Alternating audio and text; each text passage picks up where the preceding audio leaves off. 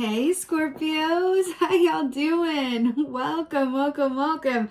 I am so very pleased to be back with y'all. I'm in my new setup here. Took me a minute to get back with you guys, but it makes it all the more sweet to finally be here for your September general readings. I want to thank you guys for all the kind notes, emails and messages and pigeon carrier letters that you sent me while I was on hiatus. I really, really appreciated every single one of them, and it kept me really very excited to come back and be with y'all. So just thank you very much. So I want to get into your meditation. This is a wild one, and that's really saying something, right? So let's talk about shamanism, because that's what I'm getting for y'all. I feel like Scorpios are natural shamans. Shamans descend into the lower world or the darker subconscious psyche of the human collective to retrieve messages and healing, and then share that healing and messages with the collective on the other side. So that just feels really pertinent for you guys. So there's an aspect of shamanism, or I don't know if it's an aspect of when you journey, right? So in the shamanic tradition, there's called the lower world journeys, where you go into the lower world, i.e. the collective shadow of the,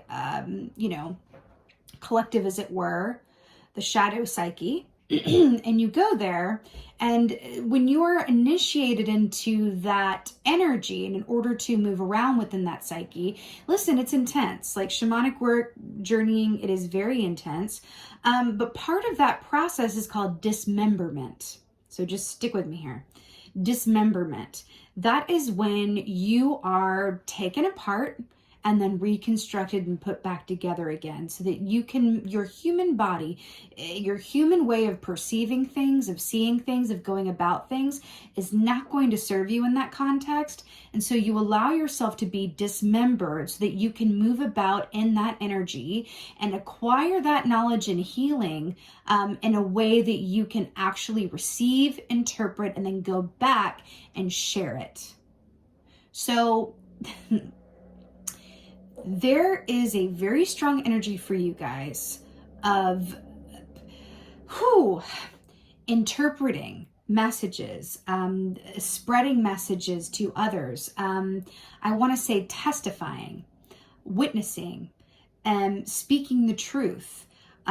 You are sharing sacred wisdom on a wider platform. Now that can be within, a small but committed, friend group. It could be on a larger scale. I feel like for a good group of you guys, is a larger thing. And it kind of feels like you, in a way, are the lonely prophet in some context, right? But you have, there's this, and I wish I could think of the exact term, but I cannot. So I'm just going to go with what I can come up with here. There's something in shamanism that is called something similar to divine madness. Divine madness, which is kind of losing hold of your rational mind in favor for the wisdom that is only available to you outside of that, human construct of perception. It feels like you guys are delving into a divine madness. Yay! Listen, that sounds really intense. I feel like I can feel some of you guys go, I feel like half of you guys are like, yep, and the other half are like, what? But here's the thing. Within the context of divine madness, remember, that is going to resonate and look very different for each and every one of y'all, right? But I feel like, for the most part, the point when I say divine madness is there's an aspect of freedom. You have an aspect of freedom that is available to you as you release any and all rules or constructs or old ways of doing, seeing, or thinking about things. I feel like there has been I'm seeing you guys as a horse. I'm seeing you guys as a horse, and I'm seeing you having the bridle in your mouth. It's like a mouthpiece that goes on horses that are ridden. And I'm seeing you've had this mouth bridle on, right? It's literally, I don't know, I grew up around horses, so like I have this hair clip here. I'm going to use this as an example. Oh, she's pulling out props. Hello. So this is like a metal mouthpiece. I think it's called a bridle that goes literally, if you open the horse's mouth, it goes inside of its mouth and it lives there. And then when you pull on the reins, It goes like that to the horse. Graphic, right? But I feel like you guys have had this here. This could be you're very careful with what you say and how you say it. You're afraid of offending people, or you're trying to be politically correct, or you're trying to fit into a construct so that other people will see you a certain way and you're able to, get opportunities and work and relationships and all of that, whatever else, right? I feel like this has been here. And I feel like there's an aspect, this divine madness is the equivalent of you, first of all, realizing that it's been there, right? That you've literally had a mouth bit on this entire time, acknowledging that it's there, discerning its presence, removing it, and then it's like, boom, divine madness. What is going to come out your mouth, right? What's going to come into your mind, right? There's a certain unbridled, that's the word I'm looking for. There's a certain unbridled aspect to the energy I'm feeling for you guys. Also very strong for you this month is dragon energy. Dragon energy, I have shivers. Dragon energy and Merlin energy, right? So it's a deeply magical energy that you can call upon to assist you to see things very clearly. Dragon energy is one of my absolute favorites because it lives outside of emotion, right? So it's pure intuition. It's pure, but it's more intuition through the guise of like, this is true, right? So dragon energy is also a lower world energy source. So when you travel shamanic journey, it's very direct access to dragon energy. So dragon energy is very much about, I don't really care how you feel about things. I don't really care what your excuses are. There's right, there's wrong, there's black, there's white, and none of it matters. All that actually matters is how things are through your perceptory senses and how you communicate that to yourself and others. That's it. All right, let's get to your animal. I've been talking a lot. Your animal for September, Scorpio. But the thing is, within divine madness, that's a lot of visionary energy that usually, through and for people that aren't really appreciated until after their time. They're a bit ahead of their time, right? It's kind of what it feels like. So you have the shark coming up here. So this is about shadow side energy. Also, shark medicine states that abundance is on the other side of fear. So perhaps that mouth bridle that's in there, right, is an aspect of your fear or your own self-perceived limitations being removed and then looking at what's there on the other side of it. Now, briefly, this has come up in a couple other readings today. I feel like I'm going to be talking a lot about the shadow side today, so let's do this. Imagine your shadow side as a movie theater, okay? And your ticket of admission into said movie theater is asking yourself the question, what is my greatest fear? Boom. Okay, I got my greatest fear. Let's say it's this example I've been using today. Let's say that my greatest fear is fear of abandonment. Okay, great. That's my ticket printed out. I go out in the movie theater. I'm sitting in there. Let it roll. Let my shadow side roll. Name of this feature film is Fear of Abandonment. All right, let's do this. And then on the screen, you're able to see, right, metaphorically speaking, what choices and decisions have I made have been subconsciously affected by my fear of abandonment. If I did not have that fear, or if I was able to integrate, work with, and acknowledge that fear and give it light, right, how different might my choices have been? Because when we do not integrate our shadow self, that's why it's a real pet peeve of mine. Those, especially within this community, who are like, be the light, go to the light. It's all light. I want all light all the time. Well, it's not, it's completely impractical. And it's also a bit toxic positivity, right? Because it's like, let's not play around. We are spiritual beings in human bodies, and the shadow side is not going anywhere. So if it's not going anywhere, why are you discounting it and not working with it? Because let me tell you some tea. If you do not acknowledge and work to integrate and work with your shadow side, it will work on you, subconsciously affecting the decisions that you make and putting you in a place where you are more reactive than responsive. Abundance lies on the other side of your greatest fear. What is it? What is it? Now, shark energy is also equates to the devil energies about what's restricting you, what's holding you back, what's toxic, what are those ties that bind, what is that mouthpiece? I feel like there's a fear for some of you guys that people aren't going to be able to take what you have to say. Doesn't matter. If the great visionaries of our time and other times thought like that, then where would we be as a civilization? It took those forward thinkers. Joan of Arc's coming to mind. A really great example of that. I have shivers. Ooh, shivers. If Joan of Arc had kept her mouth shut, right? Think along those lines, right? There's something about that. Embrace the divine madness. Whew. Okay, let's see what's going on for my Scorps.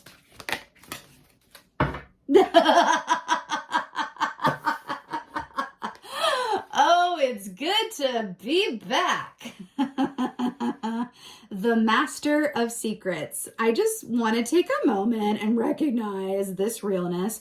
So the Master of Secrets. So remember when I said Merlin energy was around? Yeah, that's Merlin, who is playing the role of the magician here. This is the magician from the traditional tarot. So the Master of Secrets, this is really fascinating here. So first of all, traditionally speaking, the magician is very much about that secret knowledge that is used to benefit themselves and then also others, right? It's that manifestation. It's that bringing into physical form an idea, a thought, a purpose, an intention, right? This is the physicalization of everything that is ethereal, right?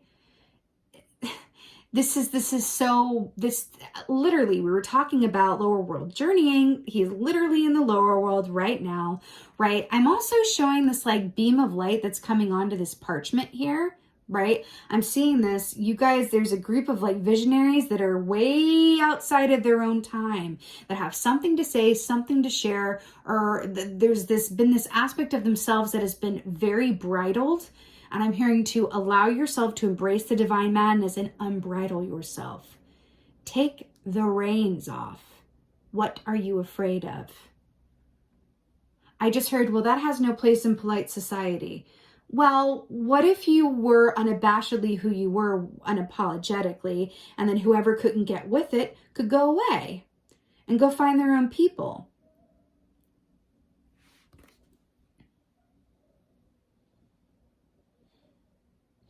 Trust what comes to you without second guessing it or feeling the need to mainstream it in any way or milk it down for somebody else. Okay? Wow, I'm really getting some like strong psychic energy there. I feel like there's a good group of you guys who are a lot more psychic than you realize. I feel like it's two things. I feel like on one hand, there are a group of you who are aware you're psychic. Maybe you call it something else. I always love it when people do that. It's like, a really psychic person, but they call themselves like, I'm just like really, sensitive to, moods. Okay. You're an empath. That's a psychic ability, but you live within that label as it comforts and suits you. Do you know what I mean? There's a certain aspect of like, I almost want to laugh because part of that divine madness is that laughing. It's an aspect of like the shamanic journey where you're just laughing and laughing and laughing because the true humor of it all is that none of it actually exists or matters within the context of our human construct of how things actually are. It's the matrix. Do you feel me? It's the matrix. And this, I feel like there's an equivalent of you being Neo and seeing the numbers running and going, oh my God. Okay? Yeah, right. What is going on? Yeah. So we have the Dreamer of Swords here. So this equates to the Knight of Swords in the traditional tarot, which is about, guess what? Communication, messages, sharing your truth, truths that are often difficult to hear. So it's not necessarily truths that are delivered in the most, copacetic way, or the way that good stuff goes, you know, the medicine with the sugar, but this is like really blunt truths that are difficult for other people to hear, and it could trigger a lot of people who would rather stay in their safe, ignorant bliss, which, by the way, they're younger souls walking around on this plane, that's their path. And I feel like the shadow side of this energy for you guys is lining up directly. Just remember, the shadow side of this is feeling the need to force others to see things how you do, to force others to come to a place of action, acknowledgement, activism, when they, from a soul perspective, are not ready to do that. I feel like I'm talking to souls that are a bit advanced in the master school. You are in the master's program. Your soul has been here many, many times.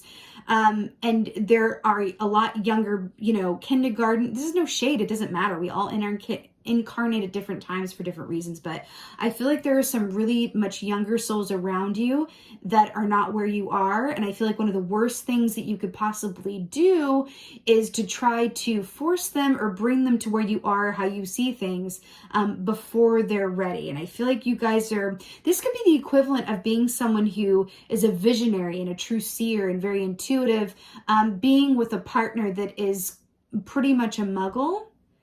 And I say that with, you know, love and intention, but it is the opposite of enlightened, to try to bring others to be where you are when that is not their path.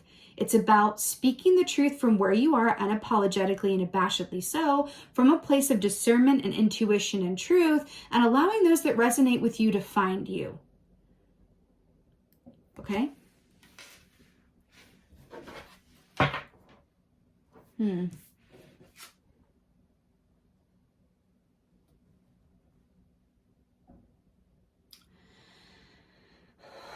Someone's giving birth to a new project or a new foundation. I'm seeing a nonprofit.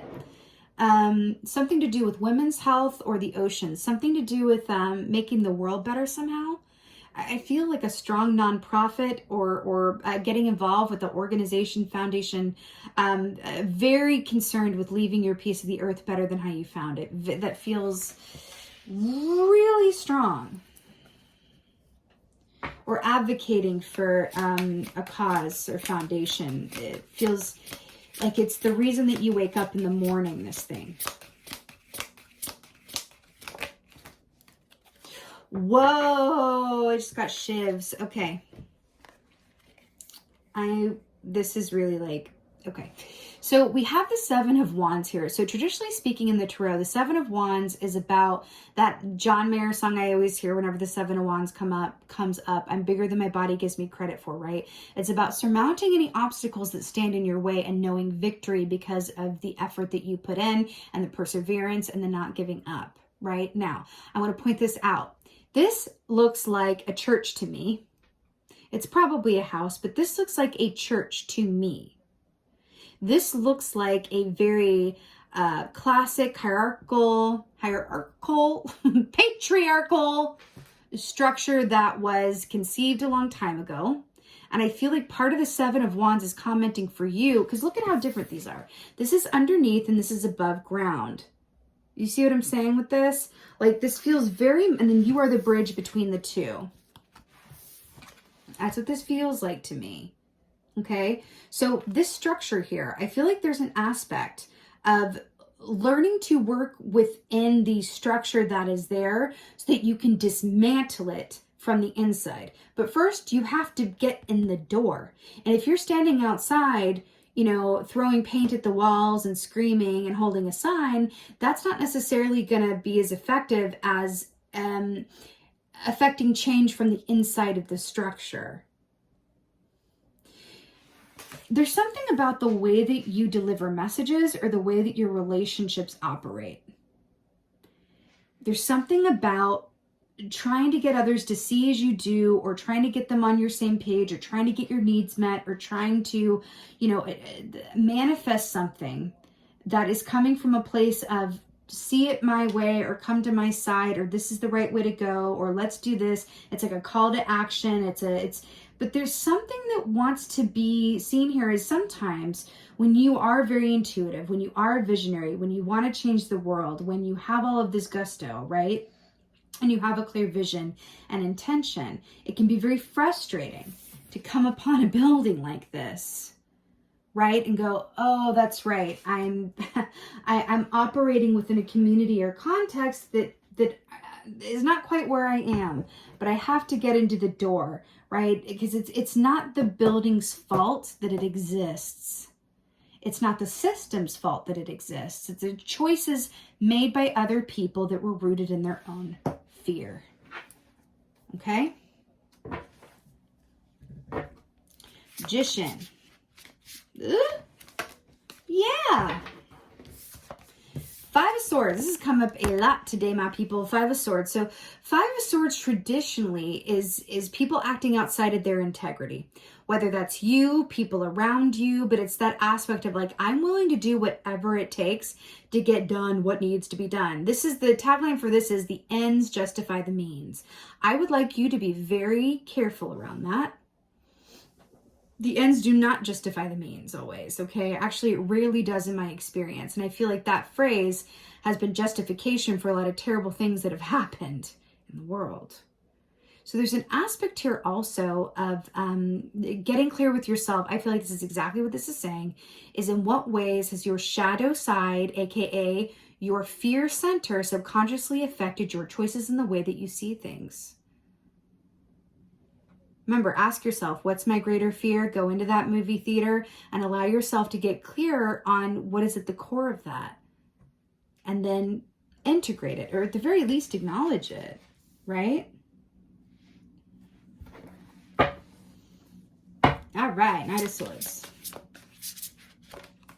I mean, Knight of Swords clarifier is the Hermit. So, hello and goodbye. The Hermit, this is Virgo energy. This is the seeker of knowledge and profound wisdom. But here's why I'm really obsessed that this has come out for you in this context. The Hermit knows how to zip a lip. Meaning, the Hermit has all of this knowledge and trust that this is the beacon of light. Whoever is a vibrational match and ready for that knowledge will find the Hermit on their own path. And they are creating a match to their energy just by seeking the truth within among themselves, right? And then they take that truth and they communicate it in a way that is rooted in the truth of how they feel and how they see things, and comes from a truly inspired place of having something to say and wanting to use their voice without needing to persuade through any other means. They speak the truth. They don't need to persuade anybody or convince anybody of anything. There's a difference between speaking the truth as you see it and persuading other people to see things, your truth, as you do. That feels incredibly important for y'all. So the fact, I feel like this Knight of Swords is being tempered with this Hermit energy. Okay? I'm also hearing filtration system.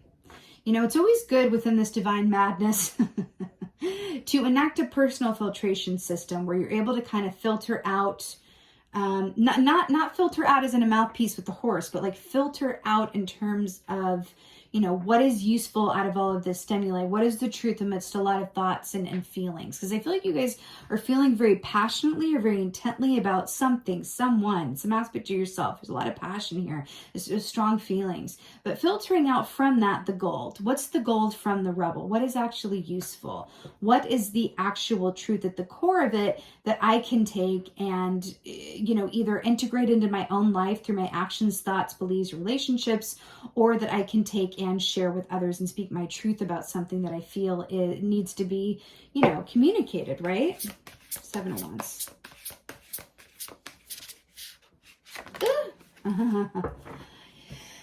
Okay. So we got the Four of Pentacles here. This is a very tempered reading. So we have the Four of Pentacles here with the Seven of Wands. So Four of Pentacles is about, it's stillness, but a stillness in a way that's not necessarily coming from, you know, a conscious choice. It's not moving forward. It's not going backwards. It's about being in a state of preparedness in a way, but there's a light and a shadow to everything, right? So squirrel medicine is very much about if you stay ready, you ain't got to get ready, right? It's really interesting because you've got all this forward movement that is tempered with still movement here. And then you get to the Seven of Wands with the Four of Pentacles with this building and this staircase, right? And then this Four of Pentacles. I feel like you are being prepared, really prepped for your birthday season. I got that you're in your initial meditation. You are being prepped for your birthday season. I feel like it's a time to accrue your energy, go into that movie theater while asking yourself, what is my greatest fear? Even if you think you already know what it is, especially if you think you already know what it is, especially if you think you've healed it. Let me let you in on something. It's not something that's healed and then you're done. Life is an onion, right? So you think you healed something and then you get into a completely new relationship situation, the wind blows differently, and suddenly what you thought you healed is given new life and form because you're in a new context. You're like, oh my God, I really thought that whatever it is, my father abandoning me at age 12, I thought I healed that. But now you're in a new relationship, living with someone who, you know, is bringing up that stuff again through that. It's just a random example, it popped into my head, but that's the thing. So can you reevaluate what that fear is? Can you consider that there might be more to it? And really being willing to look at it, because again, with the sharp medicine, abundance lies on the other side of fear. And I feel like there's an aspect of really asking yourself, what choices, what might I have done differently if I hadn't had that fear subconsciously affecting me? If I had realized I had that mouthpiece in and I had removed it, to be honest with myself, maybe. But you are being prepared for your birthday season. I feel that in such a big way. I feel like your birthday season's going to come and it's like, off to the races. A new line of work or a new work opportunity, I feel like is coming for you guys in or around your birthday season. And there's something about taking this time to really go off script. So when that time comes around, you feel like your lunchbox is already well packed, okay? Let's get an oracle for y'all. Suck. The Queen of the Light. I cannot believe we have the shadow and then the Queen of the Light. And I was just talking about my pet peeve about the light. So not that I don't love the light. I love it. I just don't like it at the, discounting or what is the word that I'm looking for? At the expense of the shadow, right? The Queen of the Light. I just heard, I am the Queen of the Night. Illumination, enlightenment, celebration. Illumination, enlightenment, celebration. This is really beautiful, depicts what we were talking about. And I also want to say there's an aspect, right? I feel like this is like underworld journey and then this is the upper world. I feel like there's an aspect of allowing yourself to move through, right, the subconscious or these fear-based aspects of yourself or your community or the collective energy. This can very much be about sensitive people who are picking up on this collective energy as well and trying like hell to filter and integrate it, because that's definitely for real, okay?